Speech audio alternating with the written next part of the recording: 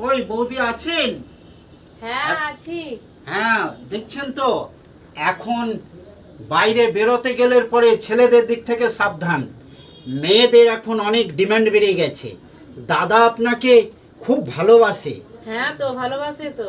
তবে নজর যাতে না লাগে তার জন্যে আপনার জন্য একটা জিনিস এনেছি। কি জিনিস কি জিনিস দেখি? এই যে পাড়ার ছেলেদের চোখে আগুন লেগে যাবে এই কাঁচা লেবু লঙ্কা।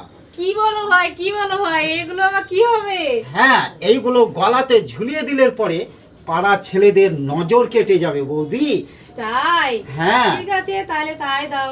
দেখুন, এবারে বৌদিকে আমাদের কাঁচা লেবু লঙ্কা দিচ্ছি, কেননা নজর যাতে না লাগে। ঠিক আছে, দাও ভাই, দাও ভাই। হ্যাঁ, এই তো আর পাড়ার ছেলেদের নজর লাগবে না। এইবারে আপনি নিশ্চিন্তায় বেরিয়ে যাবেন। আচ্ছা ভাই, ঠিক আছে, তোমার আরে দাদা কাঁচা লেবু লঙ্কা দিলাম বৌদির গলায় ঝুলে, পাড়ার ছেলেদের চোখে যাবে, আরে পাড়ার ছেলেদের চোখে যাবে লাগুন জ্বলে, আরে কাঁচা লেবু লঙ্কা। ঠিক আছে বৌদি, সাবধানে। আর আপনাকে সাবধান হতে হবে না।